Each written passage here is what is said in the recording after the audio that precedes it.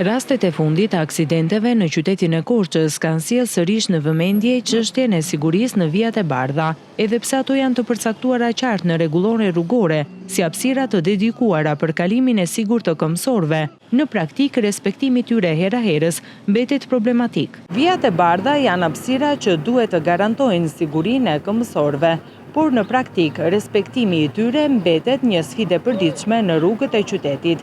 Aksidentet e ndodhura së fundmi kanë treguar se jo gjithmonë drejtuesit e automjeteve ndalojnë për t'u dhënë përparësi këmbësorëve, ndërsa në disa raste edhe vetë këmbësorët kalojnë pa u siguruar në rrugë. Kjo situatë ngre shqetësimin mbi zbatimin real të rregullores rrugore dhe nevojën për më shumë kujdes e ndërgjegjësim nga të dyja palët për të shmangur ngjarje që rrezikojnë jetën.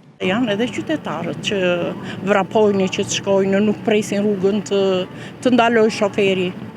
Edhe ndodhin pasagjerat. Ju gjithmonë kalonin vijat bardha? Po kaloj, po edhe unë nga njëre edhe devijojmë edhe neve. Të gjitha rastet fajtoren automjetet. Pavarësisht se këmbësorët duhet të respektojnë, por prapë fajtorë ngelen automjetet, drejtues të automjeteve. Ju vetë drejtoni një mirë? Po, patjetër. Përpiqem të respektojnë.